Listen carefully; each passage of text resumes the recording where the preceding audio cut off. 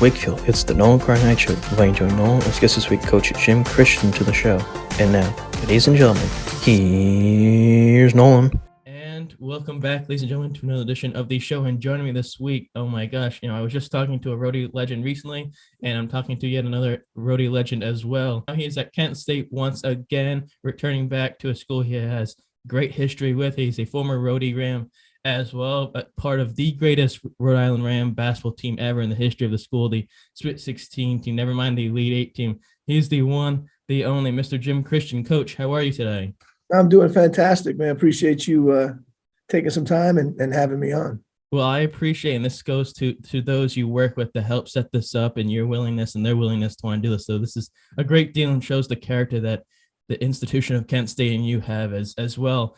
I sort of want to start like this. Your field specifically has had a lot of run-in and effectiveness with the last 3 years of craziness throughout the world and the unsureness of the whole thing. Looking back at the last 3 years of craziness, now that there's a sense of quote unquote normalcy, what's it like to be back on the basketball court and have programs running again?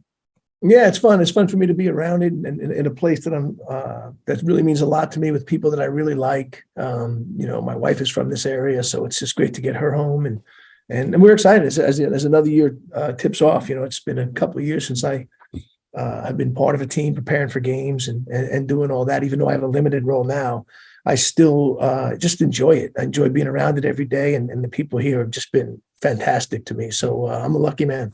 Exactly. That's all I can say. Now, I've been curious, and I enjoy asking this next question to those to sort of get their idea about and their perspective. What's Jim Christian learned about himself over the last 3 years that he didn't know about himself prior? I don't know. I think the best part of the last 3 years for me has been the time I've been able to spend with my family. I just think you realize that you're not realizing fully in the day-to-day how obsessed you are with, the players you coach getting better, the other members of your staff, improving, getting their opportunities, and your family suffers a little bit. So for me, I was only going to go back into this if my family time would be the same. I have two young boys. One's a sophomore in high school playing basketball, and my other one is in seventh grade, and he's in a ton of activities. So to be able to be there for them for 3 years, I wouldn't have traded those 3 years for anything. It was I had a really, really good run. 19 straight years as a head coach in Division I is not easy to do. Sure. But there are some sacrifices that you have to make to do that. And so to make up to those times with my family as best I can, I wouldn't trade that for the world. Well, power to you for it, thinking of that. On a more positive note, starting sort of as early back as we can, you grew up in Bethpage. Your relationship with basketball was what besides just recreationally at a young age? Yeah, it's funny. Like in my town, I grew up in Bethpage. It was a football town. We had the same varsity football coach for, I've seen like forever. It had to be over 50 years. A guy named Howie Votes, and everybody wanted to play for him. So I just kind of stumbled into basketball and loved it. And when I go back home, which is unfortunately not enough, I'll see people I haven't seen in 30, 40 years, and the only thing they'll tell me is, I remember you seeing you with a basketball everywhere you went. So I think it's just always been a part of me, and I've been lucky enough to find a profession that I'm able to continue that. So it's probably been a part of my life since I was 8, in some facet every single year. So it's I'm one of the fortunate people out here to be able to do that. Exactly. Do you remember though a moment, maybe not a specific moment, but maybe a period when you realized sort of your skills were superior to those around you at your age, or was it just sort of a natural thing?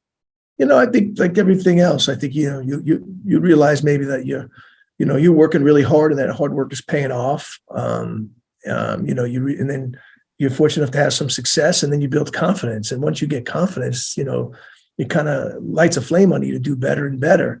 And it's funny. And then it happens the other way. Then you get to a point where, like, whoa, man, you get to a certain level and you're like, dang, these guys are above me are really, really good. And, so you got to, it's a process, but it's a fun process. And I think I enjoyed every second of both, the time that I played, and I definitely have enjoyed every second of the times that I was coached. With success, and although I didn't play basketball in high school, although when I do play recreation basketball, more of a Norris Cole, Mario Chalmers, Udonis Haslam type of player, where I shoot a hell of a lot of shots and miss a heck of a lot. But those 3 players are needed for the Miami Heat championships. Point being, when you're successful at something, not just athletically, you have eyeballs on you. They see the talent that you have. And you being a coach, of the process of decision day where people are on TV, athletes are on TV, they have the jerseys, the hats on, then they switch it off to pretend that they're going to a different school. What people don't talk about, and I have loved hearing this from former athletes, like people that you've played with, is that people don't talk about, or you don't hear stories about how athletes, high schoolers, kids, 17, 8-year-old kids dealt with that in the process. So when you had schools going after you, had coaches coming to talk to you to get to play for their program, how did you deal with that? I think it was, well, first of all, it wasn't a ton of schools. It wasn't that hard to do, but I think it's like anything else. It's all about people. You have to get a feel for the people. And it's just the type of coach that, I want to be around every day. Like everybody, can you identify, like if I'm having a bad day, can I talk with this coach about other things in my life? And it hasn't really changed. I think now, I think there's a lot of changeover in college basketball. I don't think it's bad. I think it's not everybody's in a great situation for them. I transferred, from Boston University into University of Rhode Island. So I'm always one that understands, like, people have to try to find the best fit for them, and they're trying to do things in their basketball timeline. And, you only get in college basketball, most people don't realize you only get 120 games over the course of your 4 years, maybe a little more with tournaments or whatever, but it's important to maximize that time and be around people you like and create relationships like I have at both when I played at Boston University and when I played at University of Rhode Island, lifetime relationships that, I'm still very close with. So if you can find situations like that, then consider yourself a person who's made some good decisions. You get recruited to go to Boston University by Rick Pitino, who is a legendary coach, Hall of Fame coach. What does that say, though, about your ability that a coach of that size or of that stature thinks you're a quality player for that program? I think any coach, when somebody's offering you a scholarship to play basketball and says, hey, I trust you that you could be an impact player on our team and impact our program in a positive way and help us win. It's just, it's one of those feelings, where your hard work is paid off. And people forget that those are the best times, but there's been some bad times that you had to overcome some things to even have that moment happen. And so I just think that was kind of the fruition of me sticking with this and believing in myself and believing in, the things that I think that I could do. And I see it every day. It's a beautiful part of me being a coach is every single day you get to see people whose dreams kind of come true to some level. And then if you're fortunate enough, sometimes you get to see some guys whose ultimate dream comes true where they get to play at the highest level in the NBA. So I think that's the special part of this thing that, I've never taken it for granted. I've always been appreciative of every opportunity that's come my way. Unfortunately, Coach Pitino was not there for too long after you got recruited to go there. He ends up taking an assistant coaching job with the Knicks with legendary coach Hugh B. Brown. Did you ever think for an instance after Pitino leaves that you were going to transfer to another school, or were you ready to be part of that school at BU? I think, obviously a very different time, but I was part of Boston University. I had committed to go to school there. I loved the school. At that time, I really did. I enjoyed everything about it. I had met teammates, so there was no way I was not going to go. And the transfer portal to me it's obviously here to stay, and it's part of college basketball. And I understand that the right everybody should have to play wherever they want. The one thing that's sad, I think, is that people might miss out on an experience that maybe I have, where I can go back to University of Rhode Island, where I went to school, look up at that rafters with my sons and my grandkids one day and say, man, I played on that team. I think we're losing a little bit of that school pride that you had. This was my school that I graduated from. If you play in 2 or 3 schools, I don't know if you have that same connection to it. Because I think everybody can transfer once, but once you start transferring multiple times, I think you probably lose that. Yeah. And I'd hate to see kids lose that, although I do understand, that's what college basketball is, and you have to kind of go with it. But you hate to see young people lose that feeling that you could get later in life. Your first year at BU, you're under John Kuster, and there's returning guards like Sean Teague and Dwayne Vinson. For you, between a new coach where you have a successful year first year and those two returning guards, what was it like to be underneath that learning tree? Oh, it was fantastic. I mean, Sean Teague was an experienced guy. He had played at the highest level at Missouri. And Dwayne was from Long Island, where I'm from, just a phenomenal defensive player, but both great people. You could come to them with any questions. They made you work every day in practice, and just it was just fun. It was just a close knit group of guys, and I mean we had a great time. By the way, your knowledge is ridiculous on this. You really looked into this. I mean, Yes. Those are not names everybody would know, although great players at the school. That year, like anything else, although you maybe had success in high school as a player, I'm sure you probably thought, okay, I'm going to come to BU and I'm going to destroy, I'm going to kick ass, I'm going to be this greatest player ever. But you experienced your first year, a fair share of wins and losses like any other player, win streaks and losing streaks, as well as playing top-ranked teams like Purdue and UNC before the game against Canisius in the conference tournament. Experiencing moments like that, win streaks, losing streaks, and playing ranked teams, how do you remember handling that your freshman year compared to maybe later on in your career? Yeah, I think like all freshmen, I think you're just trying to get on the court. Like you're trying to get on the court, and then you're trying to stay on the court. So like what you learned in practice and kind of what you're doing, like that's the goal. And I was lucky. I got a chance to play a lot of minutes as a freshman, especially when I was playing with a great backcourt like that. So it was nothing but a great learning experience, day in and day out. We had the thing we had on that team was a great senior. He's in the Hall of Fame at Boston University, played in the NBA for the Golden State Warriors, named Gary Plummer. And, I learned so much just from being around him. He didn't play my position. He was a 6'9" center, but he was such a great leader, such a great captain of our team that stuck with me forever. As a matter of fact, the things that I learned from him, I've shared those things throughout my career as a coach with players, and just the way he communicated with everybody, went out of his way to develop a relationship with everybody on the team. He was just a special guy. If your following year is another year of it's pretty even across the board position wise between guards, forwards, and centers at BU. What was it like on a regular basis to fight for minutes on a team in that conference? Yeah, it was tough. I mean, we had a really good team that year, and we went from playing 3 guards to 4 guards. Dredrick Irving, Kyrie's dad, came in, and we were a really talented backcourt. We had a really good team. I thought that was a team that could have won. Unfortunately, Reggie Lewis was in the league at the same time at Northeastern, and I think we would have won it had it not been for the talent and ability he had to just on a night take over the game and beat us in the final. But a great team and a great learning experience. Coach Kuster, I'm still friends with him, and used him as a sounding board on many occasions. He's just a great coach, and he had a historic NBA career as a coach. I mentioned Canisius, and you played Northeastern. Granted, both were in the same conference as BU. But what was it like playing against those teams? Whether you guys would beat them or losing them, seeing as I'm sure they were good matchups. Yeah, rivalries are rivalries. I mean, I think there was just so many more geographical rivalries in basketball back then, and it was fun. I mean, every time you played, you knew it was going to be for something, right? It was going to be for the regular season title or, to advance to the NCAA tournament. It was fun. The following year, you transfer to URI, similar to a teammate of yours, Mergen Cena. And the year after, the year you go into URI, you obviously have to sit part of the transfer portal. That the BU makes it to NIT tournament against PC.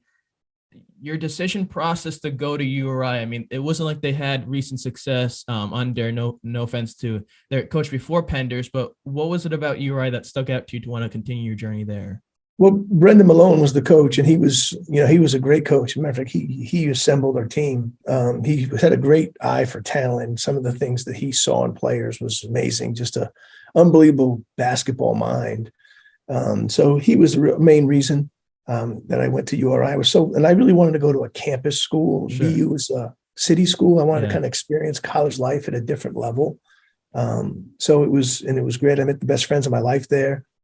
Still close friends to this day. So I think it's, the one thing, the beautiful part about transferring is you just have a different set of eyes. Like, sure. I wanted more out of a college experience than I was getting. And it was just a great situation. Although you're sitting out the year you got there, part of the transfer situation, what was it like to see a young Silk Owens and Tommy Garrick sort of mesh on the court and then eventually help that team later down the road? Well, I mean, Carlton from day one was just a special talent. Like, you could just see it. Like, you knew he was one of the best players in the league. And Tommy was a different story. Like, Tommy, he came in and he just outworked every person he came across. And he went from, he went to being just a good player who everybody saw his talent. Everybody knew what he could do, us as teammates, but everybody else didn't see it. And then he just blossomed just through sheer determination, work ethic, grit. Without question, all my years in college basketball, and this is probably going on 40 years of it, he is without question the hardest work I've ever seen. Well, in every avenue of the game. And that's why when he deserves every accolade he ever got, from being an all-conference player to being a first-team all-conference player to being an NBA player to all the stuff that he's done, it was completely earned and through sheer motivation and determination. Well, what I also like about Tom, and although I've only been once to a Zoom call so briefly compared to someone like yourself, is that there's a confidence level that he has, but also a humbleness where he's not overtly saying, "Oh, I'm better than you, I'm going to kick your ass on the court." He knows that which is also the similar case for people like yourself and others who are part of that historic run where they all knew where they fit on the team and they all meshed together and the ego was put out the door because there was a So we had a drill with Coach Penders. So this went to go on the other side of that, because I saw the competitive side of him every day. We would play one-on-one full court every day. I think I was on defense. If you scored, you stayed on offense. I think I was on defense for like 6 months. So that's what kind of competitor that he was, and he deserved it. So he's he's a good friend, but he's like you said, I agree. He's such a humble person, and he's accomplished so much. And I'm lucky to consider him a friend. You spoke about Tom Penders. Tom Penders becomes the coach, and I believe it was pretty close at the beginning of the season, if I'm not mistaken. I'm sure two different personalities. Tom Penders, known as an old school coach, at least according to your teammate Mergen Cena, but also a great motivator as well. And I've heard stories about that. What was that like to go from Malone to then Tom Penders, your first year of eligibility on the court? Yeah, I think it's really interesting because I think both coaches are unbelievably successful. Both were unbelievably successful. The approach was different, but that's great. Everybody has their own style and everybody has their own personality.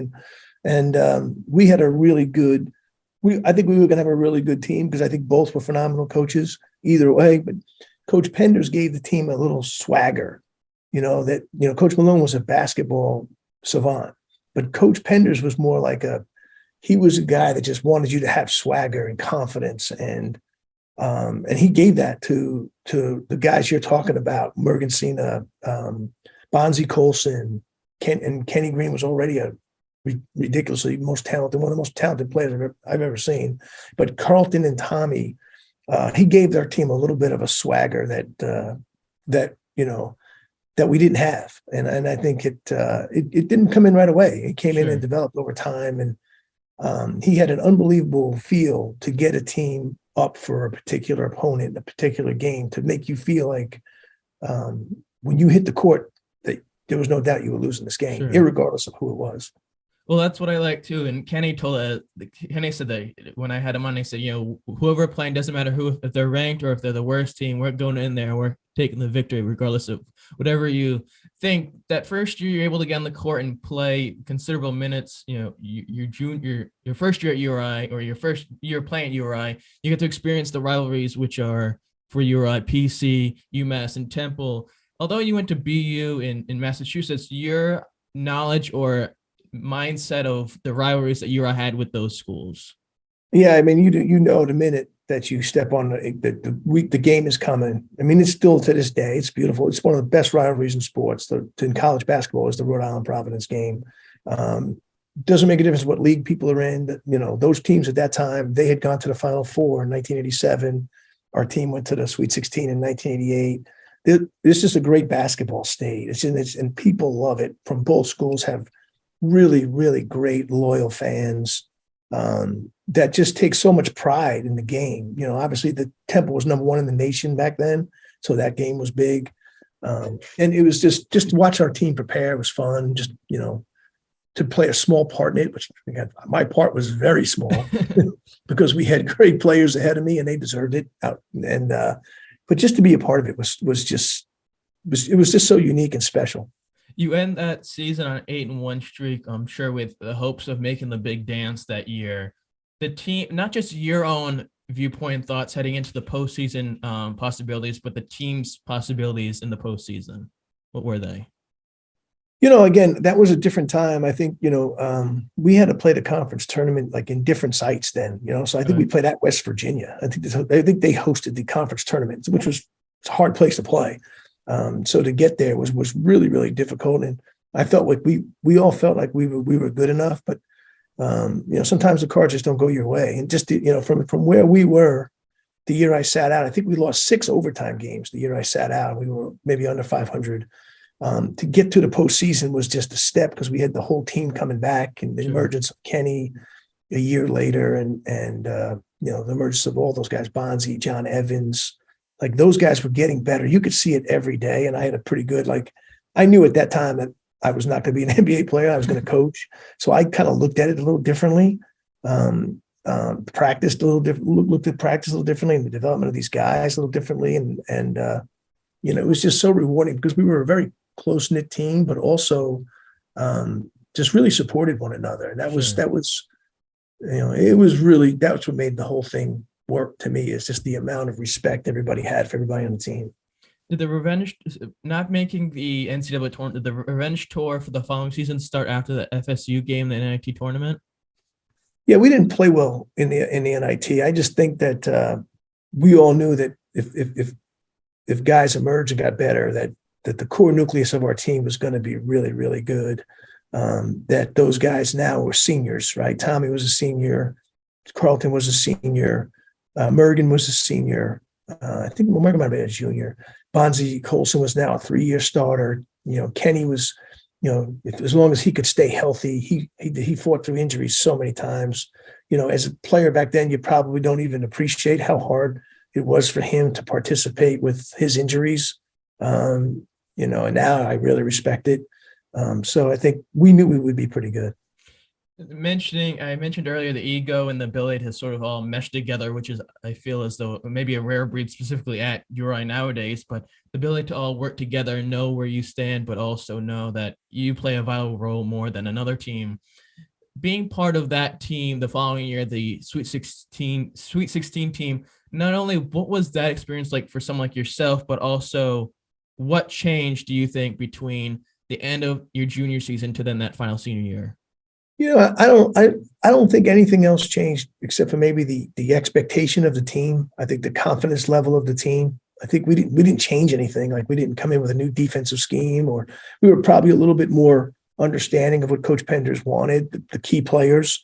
But I just think the development of the guys, the amount of work that they put in, to develop and get better, just you could just see it. And then we got to a point where we felt like, especially playing Temple 3 times when they were number 1 in the nation, it could have beat them all 3 times. Yeah, I just think that it gave our team maybe a little bit of confidence going to the NCAA tournament that, man, we could beat anybody in the country. And then the guys they went out there, like when we went to play Missouri, and Carlton, Tommy, Kenny, Mergen, who emerged in the tournament, and Mergen I don't think people understand how well Mergen Cena played in the NCAA tournament. He'll tell you he played pretty good, and rightfully so. But everybody just accepted and embraced their role, and it was a great team. Now, last year URI played PC. It was close up until a little bit before PC sort of ran away with the game. This year they're playing PC at URI December 3rd. You ended up beating PC your senior year by a pretty big margin. I see a whooping 22-point victory against PC at PC. Sort of walk me through what that experience was like and how you sort of dealt with the craziness that was beating a team at their way. The only thing I remember about that game is Coach Penders being upset we didn't win by 30. That's the only thing I remember about in the locker room. I think he might have been yelling at me. I probably took bad shots at the end. Who knows? But only thing I remember is he was upset that we could have beaten them by 30. That 20 wasn't enough. That year, you end the season, I don't even know. I wouldn't be able to say specifically how many games you guys would win in a row. A massive win to loss ratio record to end the season. Maintaining that, you're on a 9-game win streak at some point at the second half of the season. How do you remember, Pender sort of helping you guys stay calm, but also realizing that you guys have something special here? I think that's the genius of Coach Penders, is that like he understood this is a special team. And he kept everybody even keeled, but unbelievably confident, like practice, the way he talked to the team, the goals he set out for the team. Like it was never, ever, it was just, he got it. You know what I mean? Like he understood, he saw something, I think that, and I give him full credit for it. I mean, I think that's the genius of him, is he understood how to push the right buttons, say the right things, but really just build a confidence in people and make them, feel like, you guys got this, man. Sure. Like there was never a time that, we felt that we weren't winning, and all the way up to the end. Sure. And it was, it's just there are certain coaches who just have that gift. And I think he's an underrated coach now, in the history of this college basketball, because he's done it at a bunch of places. Yeah. And as somebody who's coached at a bunch of places, it's not easy to do it every Sure. place you go. And I think that he doesn't get enough credit, for that, Sure. for his ability to just get the most out of, his individual players, but a particular team. Although it might not have been the end result that the team expected, looking back, and it took the team another 10 years after that to do even better. How do you look back on those 2 years at URI and the ability to be part of a team that brought URI back up into the limelight of college basketball? Yeah, to be honest, I don't even really look at it from that. I look at it as like, man, I was so lucky to be part of that team, in any facet, in any second on the court that I got. But more importantly, man, the people that I met, along the way, the friendships that I created, the people at the school who helped us. Like, I mean, it was a special place, because I think, not only was it special, the time in basketball, but for me, just I grew as a person because of the people that I was encountering every day at the University of Rhode Island. I mean, I really did. I mean, it kind of shaped a lot of who I am now, what I believe now, and just like I said, to be part of a team that can have those type of relationships that, a lot of those guys I probably haven't seen in 30, 40 years. So whenever you do see them, I guarantee it wouldn't even be like skipping a beat. It's because Sure. it's just like seeing family. Yeah.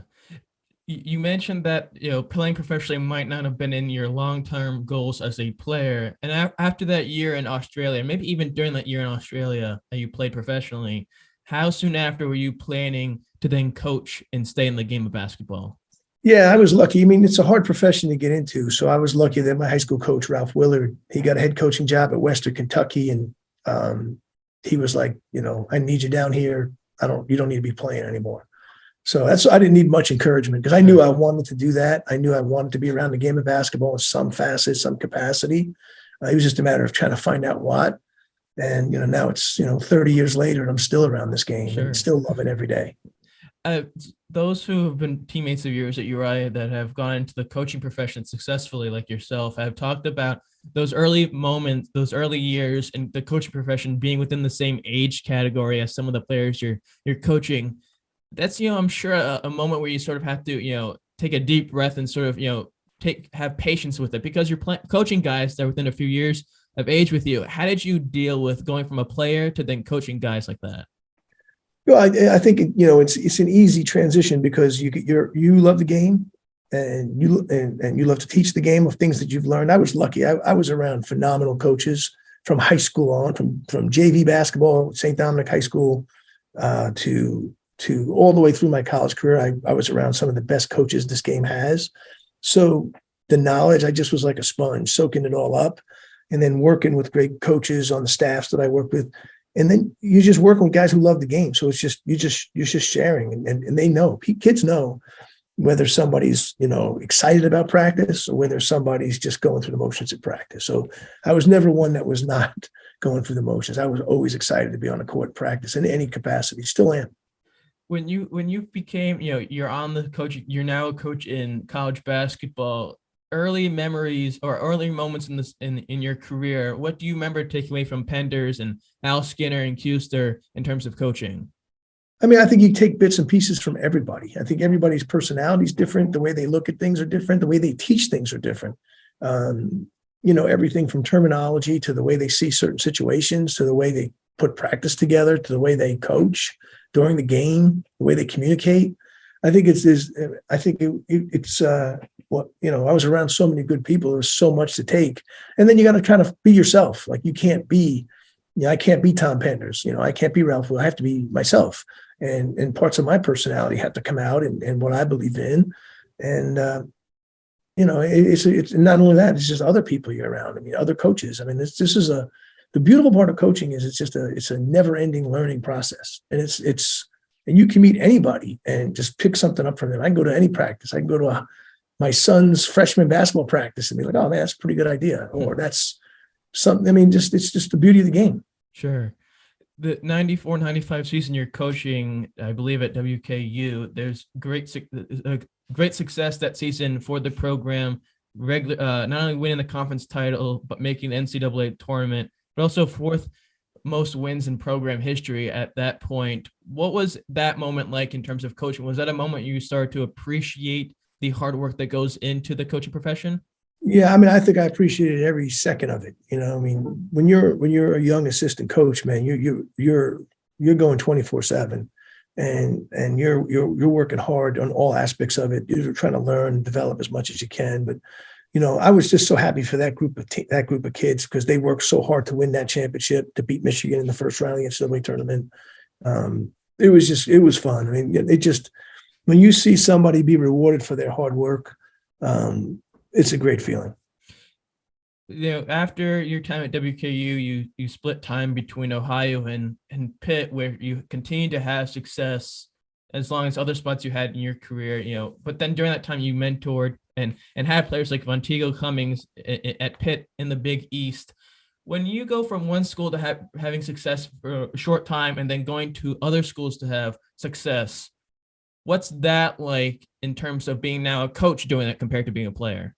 I just think you're just trying to help in any way you can. You're trying to get the players as better any way you can do it. You're trying to build trust. You're trying to build a work ethic and establish that they can come to you with things and just help any way you can. You know what I mean? And it's no different than any other profession. You kind of throw yourself right into it, and you try to do everything you can on all fronts to move the program in a great direction. Besides spending a year in a different type of basketball role before going to Kent State your first year, what led to going to Kent State your first go around, and what was that like in terms of finding that amount of success there? I think that at that particular time I just wanted to coach, and Stan Heath and I were good friends. He got the job here, and he wanted me to join him, and I was very fortunate. This was, that was the best decision I've ever made in my life. That after 10 years, to become a head coach at the program, what nerves do you remember having when you realized that the keys to the castle now belong to you? Yeah, I mean, again, it's a lot harder to be the head coach than just to be an assistant coach. So just the organization, the way you have to handle personnel, the way you deal with all the players, the decisions you make on recruiting, all the other things that come administratively with being the head basketball coach at any school. It's a lot, it's a lot. And then, but I was prepared. I mean, I was prepared because every year that I was an assistant, in my own mind, I was going over situations. Okay, how would I have handled this? What would I have done here? Guess what? They weren't always right. Sure. But at the same time, you make those decisions, you stick with it, and not be afraid to adjust your plans. And again, I inherited a good group of young people, and was fortunate to have a lot of success. Mentioning that success, is there maybe a moment or a season that you guys would make the postseason, whether it be a regular season and conference championship or NIT or NCAA tournament run, that sticks out to you in terms of the highest quality of Kent State basketball? I think every single time you get to the NCAA tournament, it's a life-changing moment for whoever has not experienced it. So, no, I think every moment is its own great time and a great reward for everybody there. But it's just fun for me. It was so fun for me to watch kids cut nets down. Sure. When you know all the backstories, right? Yeah. With their families, their family history, things that they've been through personally that nobody really knows. To watch those kids celebrate at those times that they've been able to overcome all of those things, like those are the reasons why you coach. There is no other reason. Over the course of 2 years, while you first go around with Kent State, you play against your alma mater URI twice. You beat them once, you lose to them once. As a coach, but then also being on the other side of it, what was that like to play against URI? It was interesting. You know, I mean, I take pride. The Ryan Center, my team was the first one to ever win in there. Okay. So that's fun. But again, it was fun. I mean, Jim Barron was the coach at the time, phenomenal coach, good guy, great friend. You know, we beat them there with Antonio Gates. They beat us here at home. We didn't lose many times at home. So that was a tough night. Anytime you lose at home is not a good night. When you lose at home to your alma mater, you're kind of happy and sad. I was happy for Jim Barron. It was a great win. It was a great win for them. But it was actually a great thing for our team because I think we rolled right after that game. We started really playing well. Speaking of that, you know, Antonio Gates, who goes on to have a legendary career in the NFL, what was that like to have someone who was a talent in two sports back then? Well, nobody knew he was that good of a football player, but he was an unbelievable athlete. And like I said, in all my years of college basketball, I haven't seen anybody better. He's a 6'3", 260-pound, positionless guy who could do anything on the basketball court. You know, again, took us to a game from the Final Four. Had some other great players on that team, but no question, you know, he was the hardest guy to guard. After your first go around Kent State, you shared some time between TCU and Ohio. What was that like to want to play or play then in the Mountain West Conference of TCU? Yeah, the Mountain West was really loaded back then. I think we had 3 top 15 teams, you know. So I was probably it was a first time I had taken a job that was probably one of the lower level jobs in the league, and those are tough, but great people. I mean, I enjoyed all my experiences at every school I've been to. I've really enjoyed it, and just make the most out of everything that I could do. Eventually, you know, after returning back to Ohio, you make it back to Boston where you're with BC, and after playing at BU in Massachusetts, what was it like to return back to Boston, but then now as a coach for probably another big school compared to BU? Yeah, I love Boston. It's such a beautiful city, man. Great people. Boston College has phenomenal people in it. I mean, again, so many close friends, and I mean, for 7 years I was there. I really, really loved everything about the city of Boston. It's just, to me, it's my wife, who's from here, didn't want to leave, but she was. If it wasn't here, I don't know if she would have left. But again, there was some great moments. You know, from when we beat the number 1 team in the nation in Duke to some tough moments.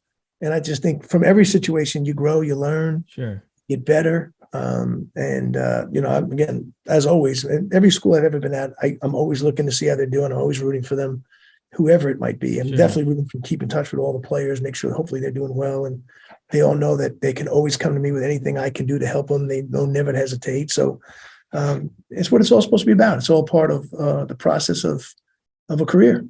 I mean, you've coached at several different institutions throughout your coaching career.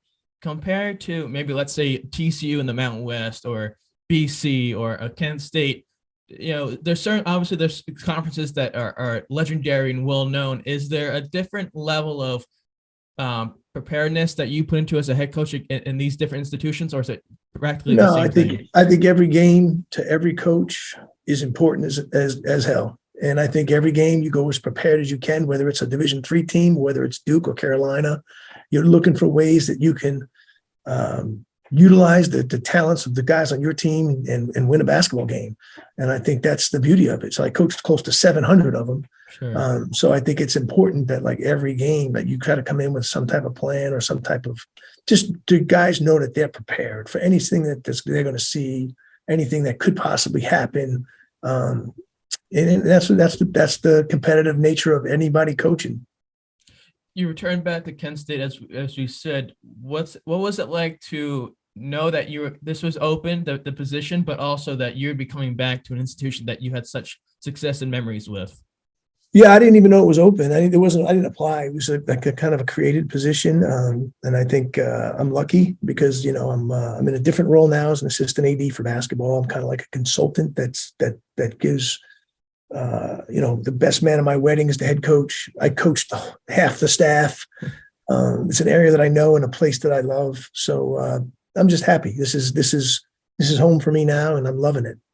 With what you accomplished as a head coach at this school, what do you hope this season turns out to be for the program this year, and where do you think they can go? Yeah, the head coach we have, Rob Senderoff, is one of the best coaches in the country.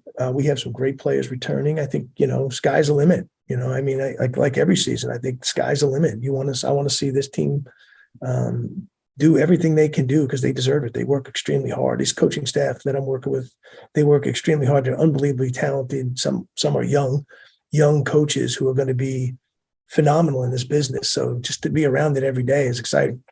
How much do you find yourself, and maybe it's not even happening, find yourself trying to give advice, but then realizing, let me just let him try to do his thing. Let's see what he can do. I let him do his thing every single day. And if he comes to me with something, or any of them come to me with something, I just, give him my answer, my thoughts, and it doesn't mean it's right. Like I said, I don't have all the answers, but I do know where potholes are. Sure. So I think sometimes it's helpful that they can ask and just say, hey, yes, I'm thinking about doing this. What do you think? Or some of the coaches will talk about this or that. And it's just fun. It's just, kind of grandfatherly. Sure. I want to ask you about our alma mater.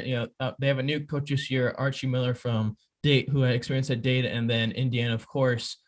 The last few years, URI had a lot of ups and downs, but sort of more downs than ups in some areas. Yep. What do you hope this new era of basketball is brought in with Archie Miller?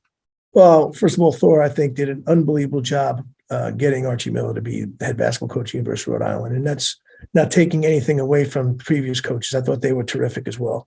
But I know Archie, and I know what he's about as a person, what he's like as a coach. I've competed against his teams. I think that he's a home run, and I think they're going to do phenomenal. Nobody's rooted harder for them than me. I sent him a text, and I sent Thor a text when they made the decision to hire him. How as an alum, how happy I was that they hired such a phenomenal coach, and he's hired a phenomenal staff. So I think like everybody else, URI needs to be a little patient and understand that he's implementing new things. Sure. that might take, but over the course of time, I think sky's the limit over there as well. I think again, as a URI alum, there's not a better person who could be running that program, and I'm excited. I'm excited for them and his entire staff. Great people, great coaches. Should be a lot of fun. Exactly. I'm looking forward to it. I'm looking forward to what he can bring to the table. Before we end here today, and again, I thank Coach so much for taking the time to come on this week. I want to end on a little segment called the One Word Challenge. So what this is, I'll throw out a few names of people or places or things that have some connection to Coach Christian today. He has to do his best to say a word or two or sentence that best comes to mind when he hears it. So are you ready? First one, Bethpage, New York. Home. Kingston, Rhode Island. Where I became a man. Keeney Gym. Most special place ever. The Mac Center. Oh God. That's where they could probably sprinkle my ashes one day. Success. Happiness. Tom Penders. One of the best coaches I've ever been around. Tom Garrick. Oh man, hardest working, most humble person I've ever met in my life. And last but certainly never least, in this cosmic universe we all live in called Earth, Jim Christian. A man at peace, a man that's happy, a man that loves his family. Hey, well, that's all I can ask for. Well, Coach, I want to say thanks a bunch for taking the time to do this. I know the season coming up and all your other activities and things you got going on. I appreciate it. Anytime. I appreciate it. You were unbelievably knowledgeable. I've done a lot of these. I've never, ever had anybody as knowledgeable. There were things I didn't even remember that you've researched. Well, that's why you got to make it worth it, because I'm not just going to have you come on here and be like, oh, great, I got to talk to this blonde-haired boy from Rhode Island awesome. about stuff. But no, and next time we know, because by the time this guy right here gets inducted into the Basketball Hall of Fame, you're going to say, holy crap, I should have subscribed back then. Subscribe, follow, comment, share, all that fun jazz. Follow on Twitter, Nolan Clear Night. And Please, Instagram, please say hello to your dad for me. Yes. Yes, I certainly will. Coach, is there anything that you'd like to share or put out there for people if they're around your area or basketball fans? No, I appreciate this. Was really fun, man. This was unbelievably fun. Thank you so much. Of course. Well, in the words of Johnny Carson, the dean of talk shows, although mine's not like this, but in the degree it is, yes, I bid you a heartfelt good night. Till next time, take care.